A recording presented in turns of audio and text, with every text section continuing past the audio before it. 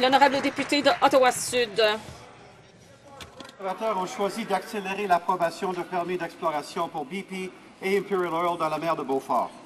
Ils l'ont fait sans avoir de plan de gestion intégré pour la région et en sachant très bien que les permis empiétaient sur des zones fragiles où le nettoyage serait impossible advenant un déversement, entre autres à cause des eaux glacées.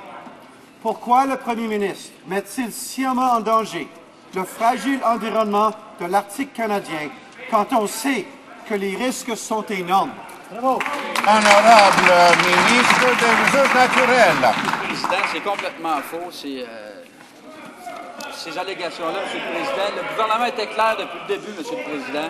On s'attend à ce que les autorités de contrôle canadiens appliquent les standards environnementaux solides de ce pays, incluant notre régime robuste de sécurité et encadrant le forage en mer. Et, Monsieur le Président, je vais être clair ici, on ne va pas procéder d'aucune manière, Monsieur le Président, si on n'est pas convaincu que la sécurité de l'environnement des travailleurs soit respectée. Point à la ligne, Monsieur le Président. Et les Canadiens ne peuvent s'attendre à rien de moins, Monsieur le Président. L'honorable député d'Ottawa-Sud. Monsieur le Président, BP a garanti qu'il pouvait s'occuper d'un désastre 3 fois plus grand que le déversement dans le golfe du Mexique. Une plateforme et un système de forage semblables serviront sur les côtes de Terre-Neuve. Ça prendrait 11 jours pour qu'un navire arrive sur les lieux et rien ne garantit qu'on pourrait trouver une plateforme pour forer un puits de relève.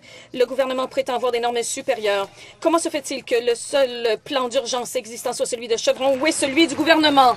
Well, Mr. Speaker, I heard a lot of if in that question, you know. On dit que la réglementation exige qu'on emploie les meilleures technologies, qu'on donne la meilleure formation, etc. qui soit, et ces exigences seront maintenues. Et une chose doit être claire, Monsieur le Président, il n'y aura pas de forage, à moins qu'on soit convaincu de la sécurité de l'environnement et des travailleurs. Point. Les Canadiens s'attendent à cela, Monsieur le Président.